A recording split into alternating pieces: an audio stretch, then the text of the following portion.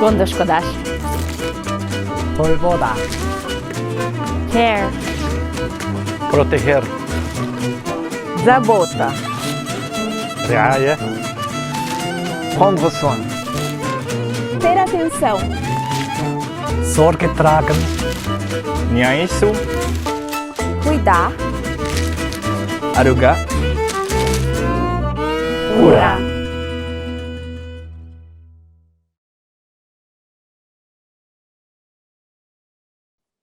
Olá a todos, Ciao a tutti, meu nome é Rita, sou de Porto Alegre, do sul do Brasil. Eu sou casada com o Zeca e temos 3 filhas, Clara, Marta e Sofia. Sou uma mulher de pele clara, cabelos lisos, castanhos claros até o ombro, uso óculos, tenho olhos verdes, estou na minha casa e atrás de mim uma parede com uma cortina branca. io mi chiamo Renzo, sono di Belluno, nel nord dell'Italia, sono sposato con Lucia, abbiamo 4 figli, sono alto circa 1,80 m, porto gli occhiali e ho i capelli color argento, come si addice alla mia età, 66 anni, dai. Neste webinar, apresentaremos o projeto intitulado Ambiente Acessível e Sociedade Inclusiva. Dentro do grande tema da tecnologia integral, em que as questões ambientais estão entrelaçadas com aquelas relativas ao desenvolvimento humano, à sustentabilidade do tecido social e à qualidade das relações humanas, não podemos deixar de notar a presença no mundo das desigualdades e dos desequilíbrios que excluem tantas pessoas da participação plena na sociedade. Entre elas estão a presença de barreiras que dificultam a participação de pessoas com deficiência, idosos com limitações, pessoas mesmo temporariamente em situações de fragilidade. Barreiras, muitas vezes, feitas pelo homem devido à falta de consciência. Barreiras que tornam as comunidades excludentes ao invés de inclusivas. Cosa ci proponiamo dunque con questo progetto? Intendiamo contribuire alla diffusione di una cultura dell'accessibilità dell'ambiente, dell'idea di un mondo dove nessuno, indipendentemente dalla propria condizione fisica o cognitiva, incontri più barriere architettoniche o tecnologiche o sociali che possano condizionare la sua mobilità, limitare le sue relazioni, impedirgli la sua piena realizzazione come persona e come cittadino. Questa idea di ambiente accessibile non può più essere confinata nell'utopia. Oggi, all'alba del 3° millennio, questo sogno deve diventare realtà, è un prerequisito per la realizzazione di una società inclusiva. Na minha profissão, eu sou fisioterapeuta e eu lido com tecnologia assistiva, ou seja, ferramentas para a autonomia de pessoas com deficiência. Vejo como ainda é difícil para muitas pessoas em determinadas partes do mundo ter acesso às tecnologias necessárias para suas necessidades, como a mobilidade, cuidados pessoais, comunicação e vida cotidiana.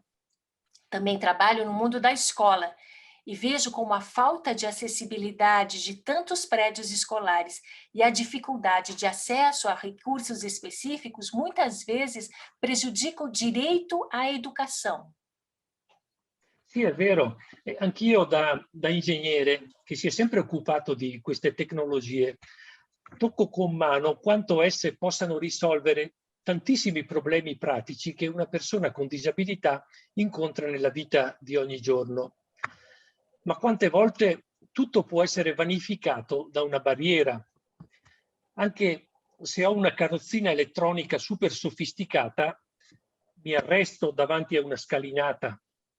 Se sono cieco, per quanto moderno possa essere quello strumento informatico che mi consente l'uso del computer, mi arresto davanti a un sito internet che non sia stato progettato in un modo accessibile. Então, na verdade, temos um doente para tratar, que é a sociedade. É a sociedade com as suas barreiras que torna a deficiência um problema. O que você acha? Sì, è proprio così. Ma facciamo un piccolo giro del mondo per riflettere su questa questione.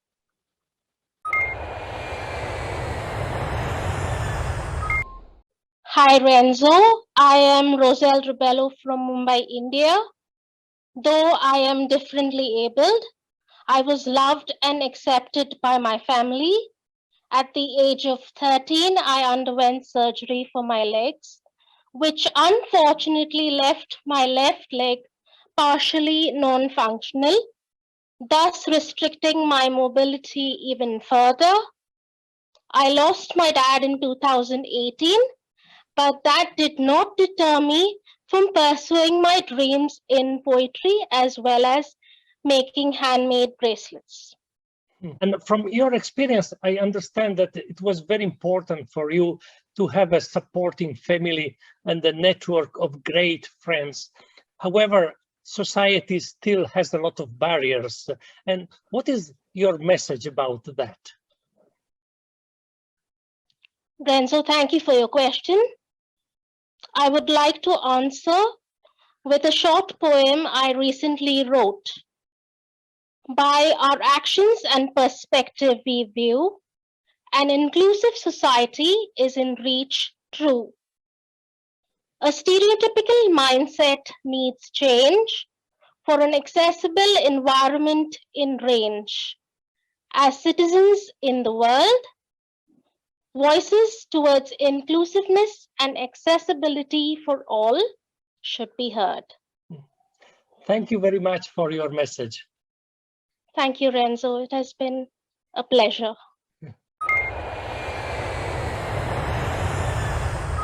Stefano Maurizio abita a Venezia, città che non ha bisogno di presentazioni, è un gioiello italiano ma conosciuto in tutto il mondo.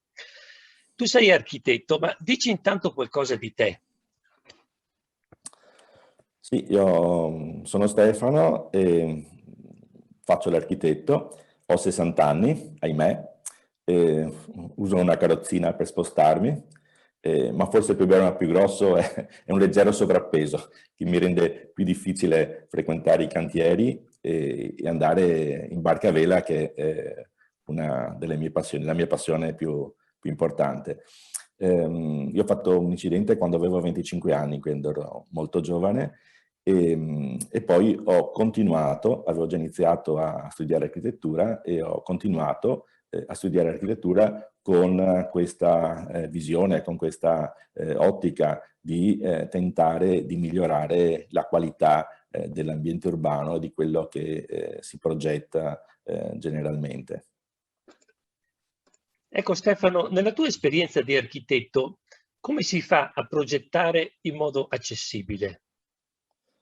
Beh, forse è una questione proprio di testa, no? Le barriere architettoniche o l'accessibilità sono dentro il nostro cervello, quindi sul foglio di carta o sul computer oggi non esistono le barriere architettoniche ed è importante l'approccio iniziale, cioè avere una testa che pensa in modo accessibile, e questo potrebbe essere un auspicio ai giovani architetti e progettisti. L'importanza dell'accessibilità, passando anche l'età, passando gli anni, diventa sempre più importante. È un qualcosa che riguarda davvero tutti. Nella mia professione si vedono molte persone, anche di una certa età, che per esempio scappano dalle case a schiera o dalle case dove hanno abitato per moltissimi anni perché ad una certa età è un po' più difficile riconoscere i colori o spostarsi lungo una rampa di scale piuttosto che avere un ascensore o una rampa che permette dei movimenti con più facilità anche a chi si sposta su delle ruote, e questo discorso delle ruote diventa un qualcosa di importante anche negli spazi urbani. Quanto è importante oggi tener conto dei movimenti degli skate, del monopattino elettrico, di forse la maggior parte delle persone che usa gli spazi pubblici usando appunto un mezzo con delle ruote più o meno piccole, più o meno veloci.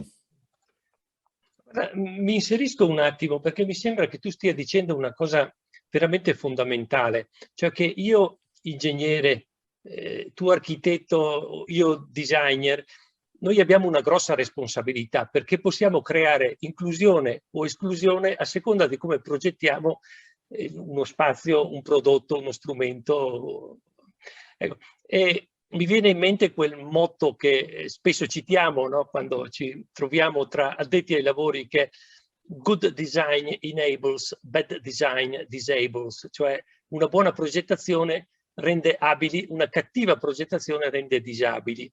E infatti, come spesso ci diciamo, come sottolinea anche l'Organizzazione Mondiale della Sanità, la disabilità non è un attributo della persona, ma è una situazione in cui posso trovarmi quando il mio limite confligge delle barriere. E anche la Convenzione delle Nazioni Unite sui diritti delle persone con disabilità non definisce i disabili, ma dice persona con disabilità, quindi una persona con tutte le sue dimensioni, la quale ha una disabilità nel momento in cui incontra le barriere.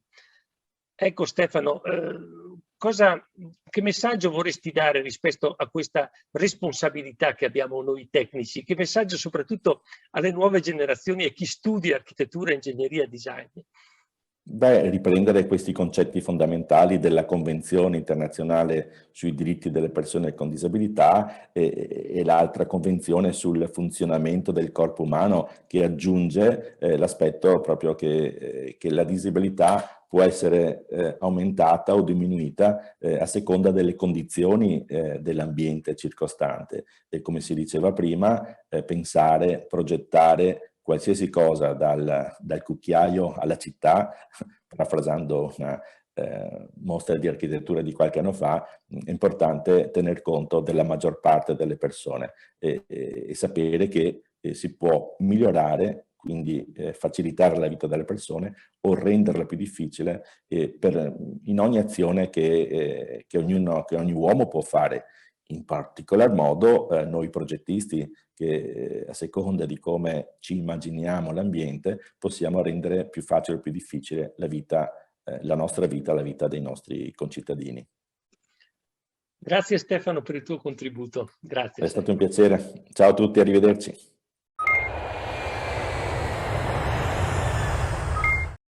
Hola José. Hola Renzo. José Agustín Martínez, a quien saludamos y agradecemos por estar aquí con nosotros, es psicólogo y pedagogo. José trabaja en el Instituto de Arte Moderno de Valencia, en España. Tal vez se pregunten, ¿qué tiene que ver el arte con los temas de accesibilidad e inclusión? José, ¿puedes decirnos algo sobre ti y tu trabajo? De acuerdo, Renzo. Primero diré que soy una persona que mido alrededor de 1,80, llevo gafas, estoy casado y tengo 3 hijos. Y como bien dices, pues me he dedicado a la psicología y a la pedagogía. También he sido maestro y mi campo profesional se ha dedicado a las artes y a las humanidades. En el mundo de la psicología clínica, en el ámbito privado, y también he sido formador de estudiantes y profesores. Desde hace unos años, en el que trabajo en el museo que has citado, estoy haciendo un trabajo para poner el museo a disposición de que todo el mundo pueda tener una accesibilidad, pueda tener acceso a la cultura. Yo pienso que el arte es una herramienta de transformación social y, por tanto, el museo debe de adaptar sus contenidos a todos los colectivos de personas, es decir, hacer accesible la cultura y el aprendizaje que pueda llegar a todas las personas. A los discapacitados especialmente, pero discapacidades hay muchas, porque ahí está la discapacidad sensorial, la discapacidad física, la discapacidad cognitiva, etcétera. Entonces, nosotros en nuestro museo estamos intentando, pues, en cuanto al colectivo de sordos, hacer visitas en lenguaje de interpretación de signos, de la lengua de signos para sordos. Estamos intentando también hacer visitas táctiles con apoyo de audiodescripciones para algunas de las exposiciones del museo.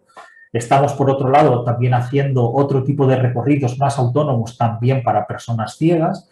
Hemos trabajado con personas con Alzheimer y hemos hecho escuelas de verano para personas en riesgo de exclusión social, sobre todo jóvenes que están en hogares de acogida, en residencias con familias. Gracias, José. Lo que nos has dicho es muy importante. También es importante saber que varios institutos culturales de todo el mundo se están moviendo en la misma dirección.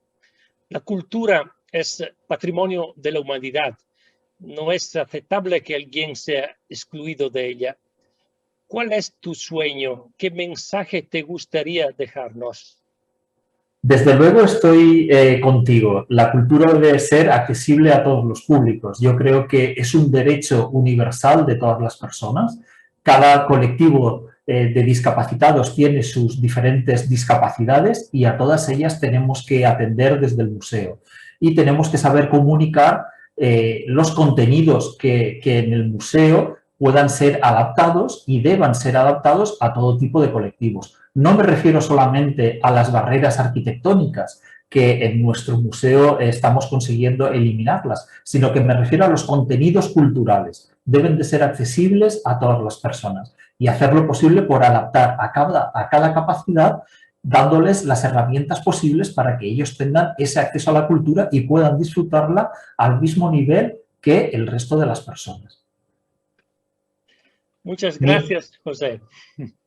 Mi sueño sería, permíteme, Renzo, conseguir esa accesibilidad universal, ir en busca del diseño universal que pueda ser accesible para todas las personas, pero no solamente en el terreno de la cultura, sino en cualquier campo. Yo me muevo en este terreno en concreto, pero pienso que el ideal sería conseguir la accesibilidad universal. Eu sou Maria Lúcia Miyake Okumura, professora e pesquisadora em tecnologia assistiva. Faço parte do grupo de engenharia de produção e sistemas.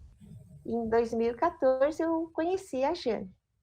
Eu sou a Jeane Poterico, sou professora e também faço parte do núcleo de pesquisa da Lúcia. Fui inserida nesse contexto da inclusão e da acessibilidade a partir do nascimento da minha filha Dara.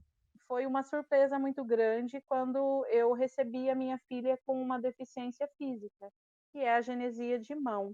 Na época eu não tive nenhum suporte, foi nesta ausência que eu recebi um chamado. Eu conheci a Lúcia em 2014, a Dara tinha poucos meses de vida e foi aí que tudo começou. Quando eu conheci a Jeane e recebi vários e-mails dela, vi uma mãe sem apoio nenhum, sem um acolhimento correto, né? E ela avisava uma parte faltante da criança. Eu estava vendo apenas a deficiência da minha bebê, eu apenas via a questão da agenesia e não percebia que ela era uma criança totalmente funcional, queria aprender a fazer absolutamente tudo. O dispositivo protético 3D é, na verdade, um recurso para apoiar, para ajudar em determinadas atividades, para trazer mais autonomia junto com a reabilitação física. E a Lúcia me veio como a pessoa que me estendeu a mão e que me trouxe todo o conhecimento que eu precisava, não só para ajudar a mim mesma, mas também ao próximo. Quando eu conheci a Jeane, comecei a entender que ela tinha um vazio no coração dela e, ao mesmo tempo, uma sede de conhecimento, uma vontade de aprender. Então, a primeira coisa que eu vi assim, era várias mães na mesma situação, onde a Jeane começou a trabalhar. E eu falei assim, Jeane, que tal você trocar a sua experiência com outras mães, desde as dores e também as conquistas de uma criança. Hoje são vários pais do Brasil inteiro estão juntos e eles trocam experiência. Além disso, no projeto colocamos também a estrutura de manutenção, confecção das próteses, colocamos também os profissionais de tecnologia assistiva, que são de serviços e também de produtos. Essa estrutura chegou a uma forma que não comportava mais ser apenas um grupo de pais, e sim teve que abrir e fundar a Associação Dar a Mão.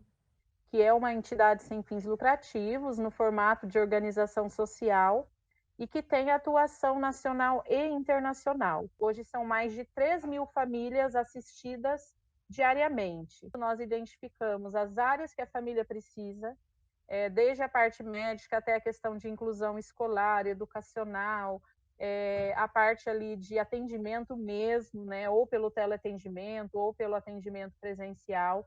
Trabalhamos também oferecendo cursos de capacitação, a nossa rede de voluntariado é muito grande, porque está no Brasil inteiro. A Associação da Aramão trabalha totalmente de forma voluntária. Então, os nossos profissionais não são remunerados, toda a nossa diretoria, que tem representantes do Brasil inteiro e de outros países, não recebe remuneração, é apenas a solidariedade que move. Entendemos que a criança consegue fazer absolutamente tudo com o coto, com um membro com a genesia. A questão principal é a reabilitação, é um apoio para o trabalho de reabilitação. E é com esse dispositivo que ela vai agregar sentido ao dia a dia dela. A personalização, isso auxilia na reabilitação da criança. Ela fica mais animada. Aqui eu tenho uma, que é um design feito pelo voluntário de Caruaru, de Pernambuco. Ele fez para uma menina, ela queria ser a Mulher Maravilha.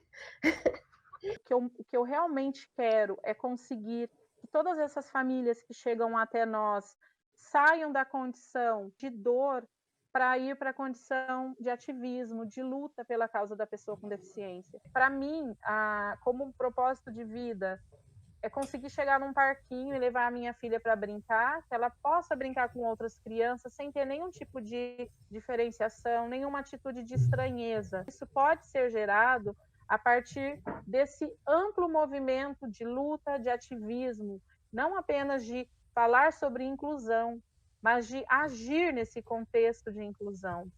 Temos que viver o outro, né? E conhecer a diversidade da sociedade. Isso para compreender as limitações e a especificidade de cada pessoa. Eu acho que essa troca vai nos trazer um mundo melhor.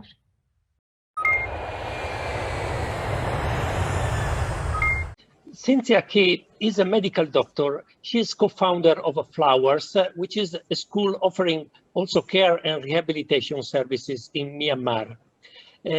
Cynthia, can you briefly summarize for us the mission and the activity of your institution? Yes, our mission is to provide the systematic training that leads to a happy and well-adjusted life in the future of our children's special needs. So we are giving early detection to get early intervention, and also we give resources for the parents, professionals, teachers for these children, and also we work with other government sectors organizations to establish stronger policies upon these children. That's interesting. And how did this work start? Can you tell us a little bit of your story? Yes, it's a long story. 18 years ago, one of my friends, she shared her difficulties, or she shared her challenges, that she has a child with autism. And she said, it is quite difficult to find a school in Myanmar. At that time, I'm in Vietnam. So I decided when I come back to Myanmar, I will start for the training center or for school for these children with disability. So in 2009, when I come back, one of the principals from the government schools, she, according with her help, we start our Flowers Special Education and Physiotherapy Center in 2010. And from that on, demands of the parents and demands of our country's situation, we were extended to basic education, high school, and middle school, elementary school. Now in 2020, we are extended to high school. Wonderful. And in your experience and from your perspective, what are the main barriers that people with disability encounters in society? What obstacles should be removed for a fully inclusive society? To become fully inclusive society, we are encountered with the challenges of lack of human resources for the special education teachers and professionals, Another is lack of awareness that is very critical for early detection and early referral and early intervention. And also, we have policies and we have laws, but inclusiveness is not established properly. And government policy is not strong enough for the people with disabilities. These obstacles we are facing now. So your institution is doing really a great job with empowering people to be active protagonists in society. What is the key factors of the results you have achieved so far? And what is your dream for the future? Our key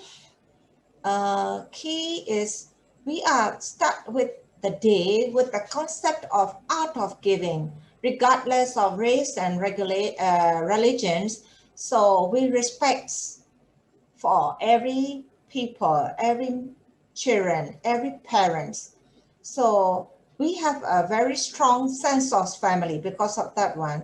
And we have transparency and trust among our organization, among our parents, and among our people with disabilities. So we focus on the children. We are children focused. So we, day by day, our society become very united, and we have formed networking and we work together.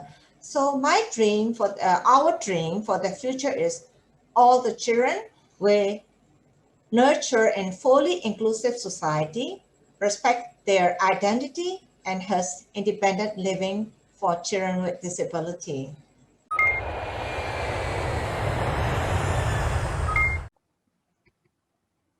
Lizzie e Fabio Recalcati da Milano, in Italia, assieme ad Elena, che è una dei vostri 4 figli. Grazie per essere qui con noi. Ecco, ci raccontate qualcosa in breve della vostra storia? Grazie a voi, siamo molto contenti di essere con voi. Io sono Lizzie, ho 62 anni, qua con me c'è Fabio, 67, e Elena, quasi 22. Allora, siamo sposati da 35 anni, siamo già nonni e i nostri 3 figli più grandi sono già fuori casa, mentre Elena vive ancora con noi. Quando abbiamo cominciato ad aspettarla non sapevamo che era Down, abbiamo vissuto 9 mesi di una gravidanza normalissima, peccato che ci sono state complicanze durante il parto, per cui da subito abbiamo temuto forte per lei, per la sua salute, perché c'è stato un mese di ricovero, ci sono state cure, c'è stato qualche problema e temevamo che oltre alla trisomia ci fossero danni permanenti neurologici.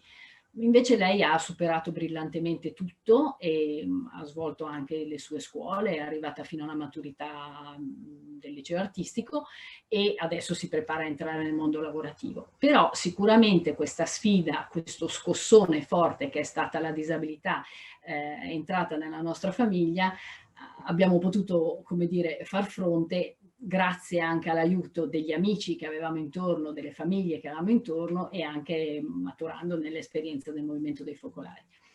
Da subito ci siamo resi conto che non ce la facevamo da soli e che quindi avevamo bisogno di tanti aiuti specifici, di tante possibilità di sostegno che non sono mai mancate, sia come aiuti concreti che come sostegno psicologico. Quindi siamo qua. E quando si parla di accessibilità, la gente tende a pensare solo a quelle cose architettoniche che riguardano le persone che hanno una disabilità di tipo motorio, visivo o uditivo, e non ci si rende conto che forse esistono anche delle barriere che escludono persone che hanno problematiche di tipo intellettivo o relazionale. Nella vostra esperienza avete sperimentato qualche barriera di questo tipo? Beh, provo a rispondere io. Sì, in effetti è così. Elena non ha avuto grossi problemi legati all'aspetto motorio, però sicuramente esistono certi problemi di tipo intellettivo. La cosa che abbiamo notato fin da subito è questa, che la persona disabile viene di solito inquadrata in una specie di recinto nella quale vengono definite a priori, in modo appunto a prioristico, le sue potenzialità. questo lo potrà fare, questo non lo potrà fare, è così e non è così. E c'è anche uno stereotipo legato a questo. Per esempio per i Down si dice che i Down sono persone che hanno una particolare propensione verso la musica, sono particolarmente legati affettivamente, sono molto affettuosi, eccetera. Tutte queste cose in realtà non sono vere, perché una persona che ha una disabilità, qualsiasi essa sia, resta una persona unica con i suoi lati positivi e i suoi lati negativi, cioè i suoi limiti. Questa, tra l'altro, la condizione di disabilità va vista anche per quello che riguarda ognuno di noi. Ognuno di noi passa durante la vita attraverso una fase di disabilità, di fragilità, se non fosse altro perché diventa anziano. Quindi, ecco, questo positivo e negativo è tipico di qualsiasi persona di qualsiasi età della vita. Quindi questo qui è la cosa, questo sguardo, questa maniera di vedere la persona disabile che è stato il limite che noi abbiamo visto da subito nelle altre persone. Quindi le barriere sono stereotipi e pregiudizi. Stereotipi e pregiudizi. Naturalmente bisogna tenere presente che il rischio opposto è quello che si veda ogni persona come capace di tutto. Invece in realtà i limiti ci sono per ognuno, però sono diversificati, e questo qui è un dato fondamentale. Certo, davanti a queste cose noi ci siamo anche tante volte, come dire, spaventati, no? Come le affrontiamo queste cose? Affrontare le cose nell'attimo presente. Questa è stata un po' la chiave, no? Di vedere, di superare queste difficoltà. È molto importante quello che dite. C'è qualche messaggio che vi sta a cuore, che vi piacerebbe trasmetterci per aiutarci reciprocamente a costruire una società più inclusiva? Cosa dobbiamo fare? Allora, l'esperienza di 22 anni con Elena è stata molto positiva nel farci capire che da soli non potevamo fare le cose. E quindi il messaggio più importante per noi è fare squadra, lavorare ognuno con le competenze specifiche, con le proprie possibilità e soprattutto con una grande disponibilità all'ascolto di quello che l'altro ti può offrire, un punto di vista diverso, un aiuto, un sostegno. Da soli veramente non ce la si fa. Questo è stato anche così paradigmatico vissuto nell'esperienza del basking, come magari ci potrà raccontare Elena dopo, ma proprio perché quando abbiamo visto la prima partita di questo sport così inclusivo abbiamo pensato poteva essere il bozzetto di una società più inclusiva. Hai nominato uno sport che probabilmente pochi conoscono ancora, che è il basking. Elena, ci vuoi dire tu che cos'è il basking? Certo, allora il basking è più o meno come un basket normale, perché infatti ci sono due canestri tradizionali e poi ci sono altri canestri più o meno al centrocampo, perché in realtà sono nell'area dei pivot, in cui i pivot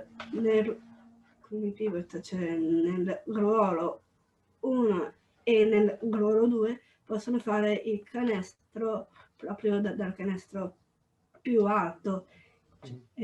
Invece gli altri che sono in carrozzina fanno più fatica, ma c'è del tipo alcuni dei nostri amici fanno più fatica perché proprio fanno fatica solo come attività amatorio e quindi fanno il canestro dal canestro più basso. Ho capito, quindi è un basket però riprogettato in modo che le persone possono giocare con le loro diverse abilità sportive. Grazie tantissimo per essere stati con noi. Buongiorno Oscar, grazie per essere qui con noi. Oscar De Pellegrin è di una piccola città di montagna del nord Italia ed è una persona molto conosciuta nel mondo dello sport. È stato campione nazionale e anche a livello internazionale nelle discipline del tiro con l'arco e del tiro a segno. Ha gareggiato in ben 6 Paralimpiadi, guadagnando 2 medaglie d'oro e 4 di bronzo. E Oscar, eri anche il portabandiera dell'Italia alle Paralimpiadi di Londra nel 2012, ma al di là di questo, raccontaci chi è Oscar. Intanto un saluto a tutti. Oscar è una persona che ha avuto la fortuna nella sua vita di incontrare la disabilità. Io credo che la disabilità per me sia stata un trampolino di lancio, anche sentendo il curriculum che hai appena citato, e non è stato un limite. E nella prima vita ero una persona alta 1,90 m, pesava 80 kg e faceva la sua vita. Nella seconda sono 1,50 m solamente, però continuo, ecco, a impegnarmi, a essere motivato, ecco, a riappropriarmi della vita, e il mezzo straordinario è stato lo sport. Lo sport che mi ha dato veramente l'opportunità di scoprire nuove abilità, di impegnarmi, perché senza impegno, senza sacrificio non si andrebbe da nessuna parte, quindi questo è la prima cosa che in qualsiasi cosa nella vita vogliamo fare e raggiungere come obiettivi. Dobbiamo sapere che l'impegno, il sacrificio, la volontà, la determinazione, ecco, è in una situazione primaria. Nella mia vita sicuramente non ho fatto solo questo, anche se è la parte bellissima, quella che un po' tutti conoscono, ma sono una persona che vive una vita normale, ha una famiglia, ha un figlio adottivo, ha una bella vita sociale con tanti amici, quindi io dico, come accennato prima, che la mia fortuna, ecco, è stata incontrare questa disabilità, ma soprattutto superarla, e questo mi ha dato una grande forza di volontà ed animo, soprattutto per vivere la vita che non è facile, ma anche rivolta nell'aiuto verso gli altri. Grazie Oscar, ma ascolta, mi viene una curiosità, non è che hai una medaglia d'oro a portata di mano e ce la mostri? Io credo che, visto la platea poi che andrà a vedere questo, credo sia uno stimolo anche bello da vedere, ecco, è questa medaglia, quella che ho vinto a Londra 2012, che è stata la mia ultima partecipazione, e quella più bella perché ero anche portabandiera, quindi ho sfatato qualcosa che il portabandiera di solito non piglia medaglie, invece qui sono ritornato vittorioso, ed è stato un grande risultato, perché ho raggiunto il mio obiettivo, rimarrà sempre un segno indelebile dentro di me. Mamma mia, che emozione, cioè, eri tutti noi in quei giorni. Ma ascolta, sappiamo che tu sei ancora attivissimo nel mondo dello sport, anche a livello nazionale, italiano, anche internazionale, però sei anche molto impegnato socialmente, proprio aiutando anche tante persone, tanti giovani con disabilità a, diciamo, cercare la propria autonomia. Sì, il mio impegno, una volta finita la carriera agonistica, è stato rivolto alla dirigenza sportiva, perché credo di portare un'esperienza di tanti anni nel campo, e quindi all'interno di queste federazioni bisogna, ecco, mantenere l'obiettivo, l'atleta. Tutto deve girare attorno all'atleta, non in altre scelte. Quindi la volontà, ecco, poi di far crescere tanti giovani attraverso lo sport, quindi dedicarmi agli altri, ma soprattutto, ecco, la parte più bella, quella che mi dà veramente più soddisfazione, è la parte sociale, quella dove tu ti dedichi all'altro senza avere la voglia, senza avere l'obiettivo di ricevere qualcosa. Questo è il vero aiuto. Io credo che la persona che è in difficoltà, se uno ha occhi per vederla, ecco, devi provare almeno ad aiutarla, a farla uscire da quella situazione difficile. E quindi questa associazione che ho creato 10 anni fa non fa altro che creare le migliori condizioni perché ogni persona disagiata possa, attraverso attività connesse, quindi accoglienza, motivazione, formazione e quant'altro, riuscire a dire: ok, se questi ce l'hanno fatta, ce la posso fare anch'io. E credetemi, questa è la soddisfazione più grande, perché quando tu aiuti una persona e vedi che ce la fa, ecco, credo che sia questa la medaglia più bella, non quella che vi ho fatto vedere di Londra. Sì, quindi hai anche un osservatorio di tante altre persone, di tante altre storie personali, e quindi sulla base di questa tua esperienza, quali sono a tuo modo di vedere le principali barriere che ancora dobbiamo togliere, eradicare nella società? In particolare, cosa diresti alle nuove generazioni che, al contrario della nostra, stanno dimostrando una spiccata sensibilità sui temi dell'amore al pianeta, per una società sostenibile e quindi anche per una società inclusiva, perché una società non è sostenibile se non è inclusiva? Io credo che dobbiamo lavorare molto sull'inclusione di qualsiasi persona, perché io dico sempre la barriera architettonica, con l'aiuto di ognuno di voi riesco a superare il gradino, ma è la barriera mentale che fa male, quindi la barriera mentale che ti mette un muro davanti e non ti permette di avere un dialogo alla pari con l'altro. Quindi la difficoltà è quella, è fondamentale valutare le persone che abbiamo davanti per quello che sanno trasmetterci, non per la condizione. Quindi io credo che la società d'oggi possa trasferire questo grande messaggio che arriva anche dal mondo paralimpico, quindi la crescita culturale che abbiamo avuto in questi anni può essere, ecco, un elemento che porta a ragionare e rafforzare sempre di più. Il mondo sostenibile, il mondo inclusivo che vogliamo è proprio questo, quando non parleremo più di disabilità, ma ogni persona riuscirà a essere autonoma all'interno di questo mondo e anche la persona con disabilità può aiutare, ecco, a migliorare questo nuovo nostro pianeta.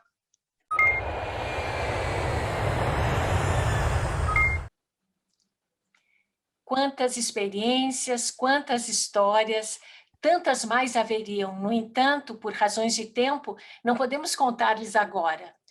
Mas estamos apenas no início do nosso projeto e queremos dizer algo sobre o que nós desejamos fazer.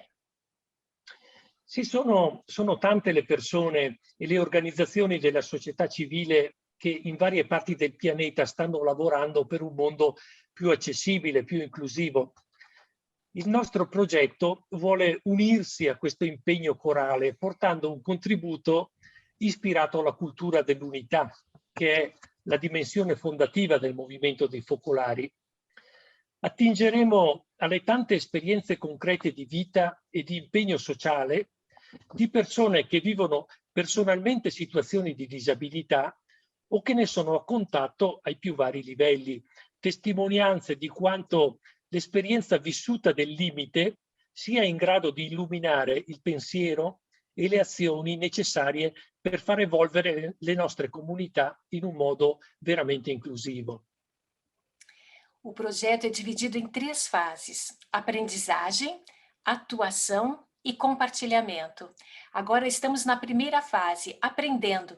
Estamos reunindo experiências vividas em várias partes do mundo e nascidas de pessoas com deficiência, de pessoas envolvidas com a deficiência em vários níveis e que também conseguiram depositar uma semente de mundo unido em seu ambiente, marcando um passo de desenvolvimento para uma sociedade mais inclusiva. Faremos vários seminários online com base nestas experiências. E nella seconda fase, agire, prevediamo vari eventi dedicati all'approfondimento, al confronto, alla discussione interdisciplinare su questi temi, alla coprogettazione di specifiche azioni da realizzare poi nella terza fase. Quer participar? Quer colaborar? Quer compartilhar a sua experiência? As informações e as referências necessárias estão no nosso site do projeto, www.aeis.cloud. Concludiamo la nostra conversazione con un breve filmato gentilmente messo a disposizione dalla Fondazione Dolomiti UNESCO. Un filmato che ci riporta alla natura, rievocando in qualche modo il binomio ambiente-umanità, tanto caro all'idea di ecologia integrale da cui siamo partiti. Immergiamoci per un momento nelle Dolomiti, splendide montagne delle Alpi italiane, di recente riconosciute dall'UNESCO Patrimonio dell'Umanità e quindi patrimonio di tutti. Sarà una passeggiata assieme, ciascuno con i mezzi adatti alle proprie esigenze di mobilità, per gustarci un mondo in cui tutto, anche l'ambiente naturale, sia accessibile. Obrigada por estar conosco.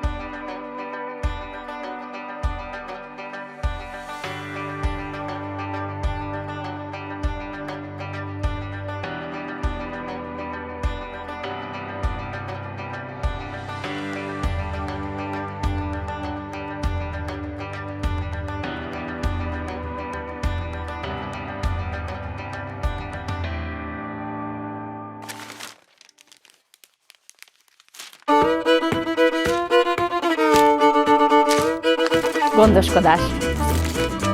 Polvodás. Care. Proteger. Забота. رعاية. Prendre soin. Ter atenção. Sorge tragen. Niaisu. Cuidar. Aruga. Curar.